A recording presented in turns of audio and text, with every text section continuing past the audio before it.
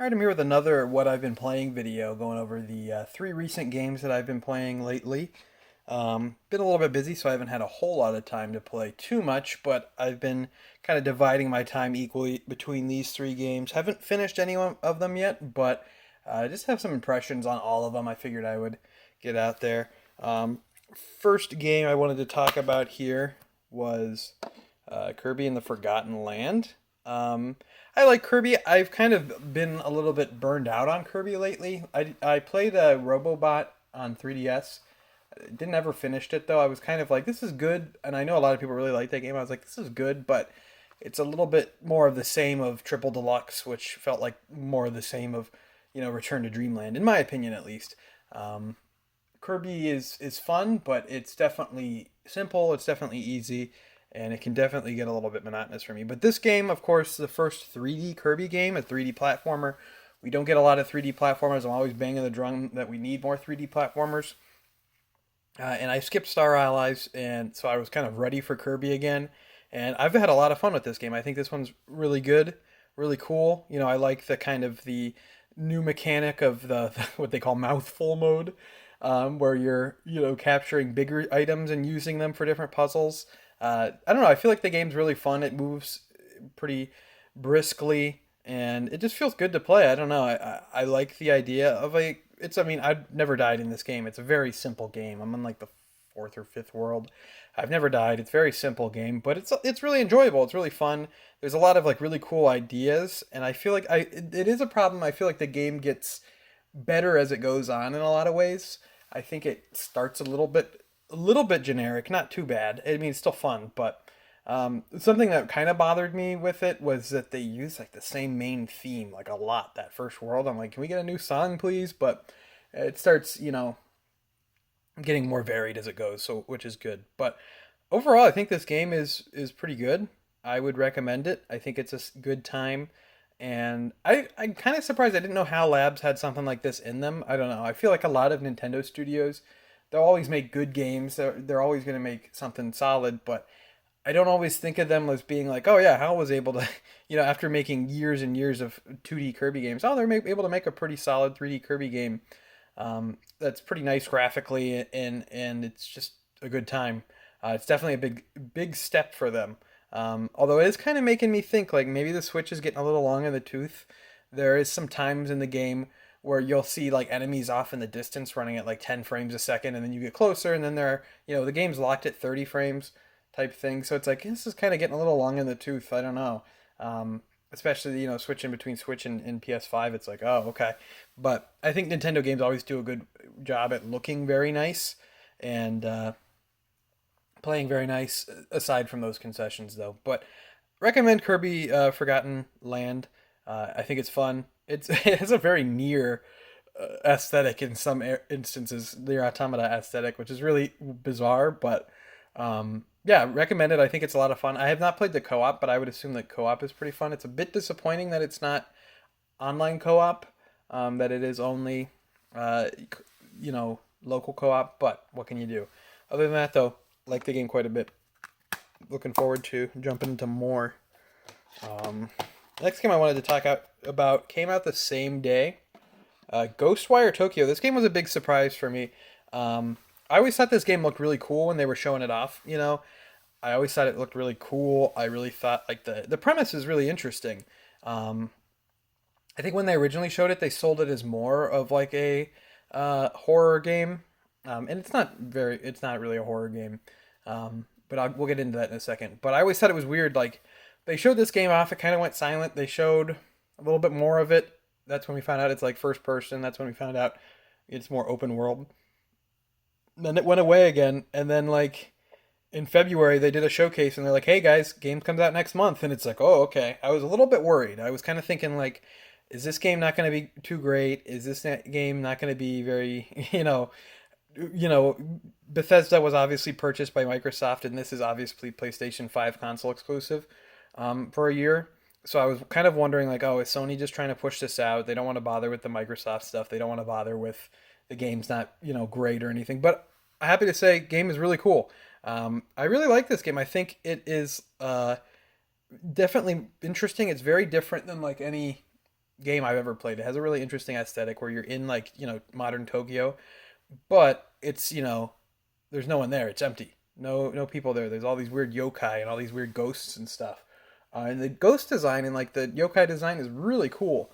There's some really fascinating designs that I really I really like. There's some bizarre stuff there, and it's a collectathon, which I was not expecting. It's not a traditional horror game. It's kind of has spooky aesthetic, but it's not scary. I would have a hard time finding anyone who would get scared by this game. It's not Tango's previous games, Evil Within 2. I've not played them. I've heard good things. Not played them though.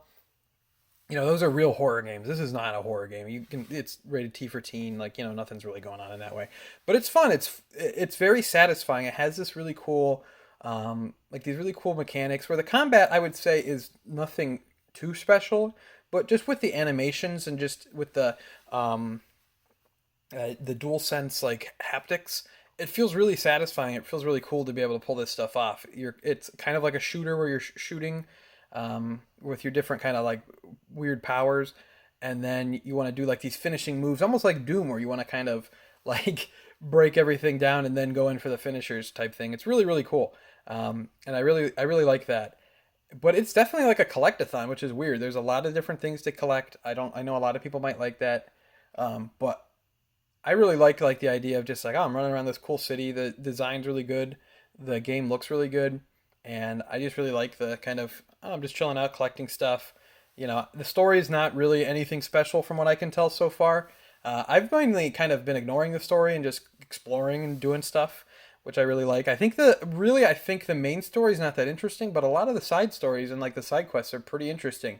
They're nothing mind blowing or anything, but there's like kind of cool setups and cool ideas, tackling different like yokai and stuff, different like lore with yokai and Japanese mythology and everything. It's really cool. I like that a lot, and I know a lot of people were saying like, yeah, let's get Remedy to make a Doctor Strange game. But after playing this game with like the cool magic and the kind of hand motions and all the animations, I'm thinking I want Tango to make Doctor Strange game if they ever get that license. Thinking that could be really cool. Just something to think about. But I would recommend this game quite a bit as well. It was a big surprise for me. Um, I've never played one of Tango's games before, so I wasn't really sure what to expect. And the game just didn't really get too much coverage. And there's a decent amount of people talking about it online. It's not like the most popular game right now, even though it just came out a couple weeks ago. But highly recommend this one. I really, really like it. I think it takes a little bit to get into at first. There's like a lot of dialogue and talking and stuff, and I don't find the story that interesting. But once you get into it, I think you'll have a good time with it, especially if you like open world and you like, Japanese setting, stuff like that. I think you'll really enjoy this one.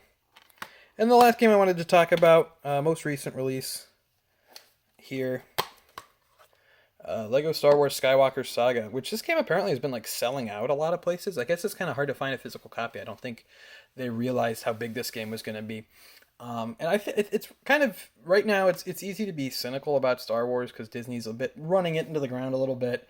I know a lot of people didn't like how the new trilogy ended up. I thought Episode 9 was kind of stupid, kind of maybe is an understatement, but I don't know. But this game, from what I played, is a lot of fun. It's a huge step up for Lego games. I have not played a Lego game since Lego DC Villains was the last one I played, and that there was a couple after that they did, I think, or that might have been the last one they did. I know I skipped a few. I didn't play any of the ones based off like the Lego movies. I didn't play any. I didn't play like the Incredibles one. So I skipped some, but I think the DC Villains game might have been the last one. So it's been a while since Traveler's Tales has put anything out. Um, and you can really see it in this game. This game is like pretty triple A, which it's bizarre. It's pretty funny. It has more of an over the shoulder kind of view instead of the like. I don't want to say isometric. It was almost isometric in the older Lego games, but not quite. It was definitely camera zoomed out a lot more. Is how I would put it. But yeah, this game is like more over the shoulder. The level design is much more in depth. The combat is like fleshed out. I mean, you're not getting like Bayonetta or like Devil May Cry combat, but it's much more fleshed out than you would expect in a Lego game, which used to be more just press the square button until they die a lot. But now, yeah, it's definitely like, there's combos and you got to actually be strategic or the enemies are going to block your attacks. So that's fun. I think the game's pretty fun. I've only played episode 4 and then like part of episode 5, so um, that's where I'm with it now. I think a lot of the cutscenes they did a really good thing here with the cutscenes. They started adding voice acting in a lot of the Lego games in the since Lego Batman 2, so it's been a while now.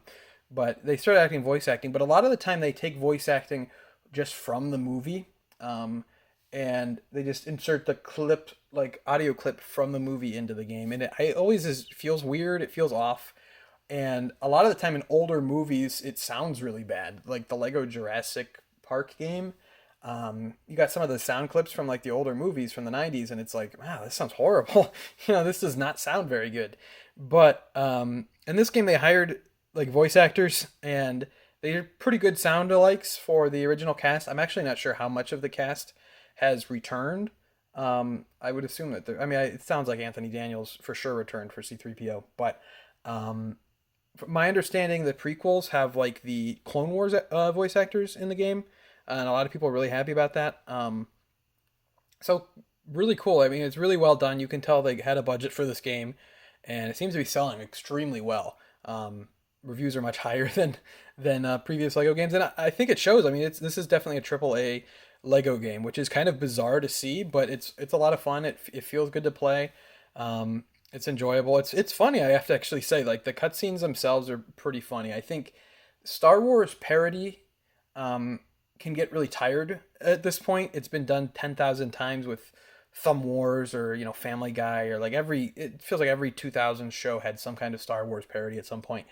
But I don't know, it's just fun. It's enjoyable. You can tell that it doesn't have disdain for Star Wars that a lot of people now have, but it genuinely enjoys Star Wars while also being fun and silly and all that. And I like it. It's cute. It's enjoyable, and it's a good time. So that's that. Interested to see what you are all playing.